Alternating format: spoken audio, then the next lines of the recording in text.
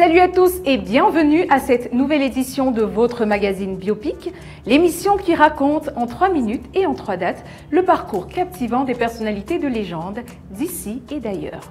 Si je vous dis 3 prétendants, un mari, vous me répondrez très certainement Guillaume Oyonombia. L'écrivain et dramaturge camerounais est le biopic du jour. Mesdames, Messieurs, installez-vous.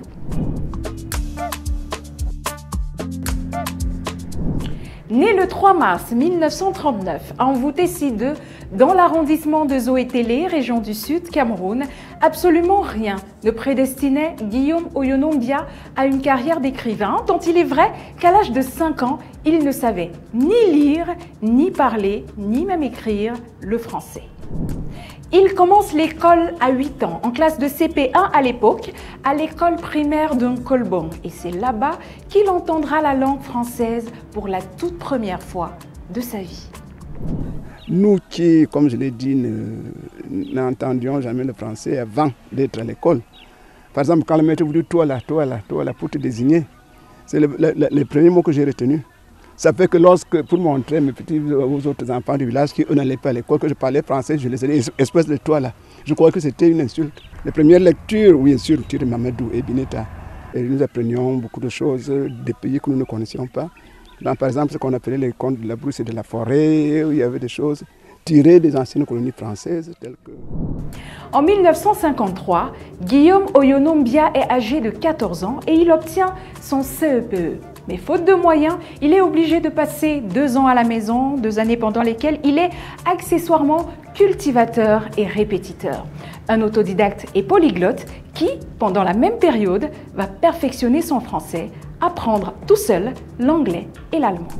Alors en classe de seconde, Guillaume Oyonombia, qui revient fraîchement de France après l'obtention du prix de la dissertation inter-État rédigée sous le thème « Le rôle de l'avion dans le développement d'un pays », écrit 3 prétendants, un mari.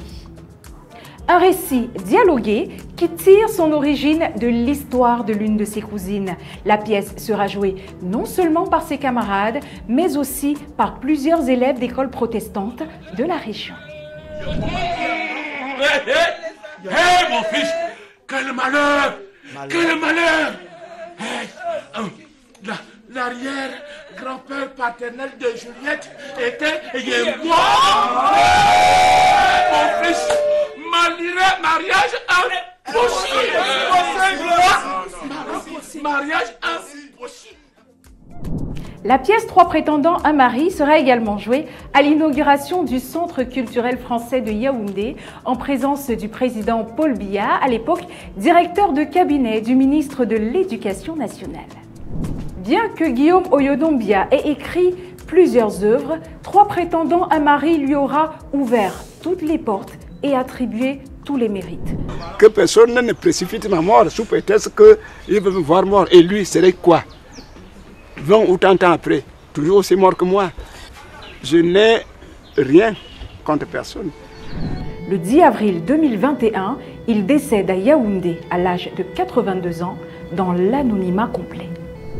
C'est tout pour cette édition de Biopic. Merci de nous avoir suivis. Si c'est un contenu qui vous intéresse, laissez-nous un petit pouce en l'air, un commentaire, abonnez-vous et activez la cloche de notification. Au revoir.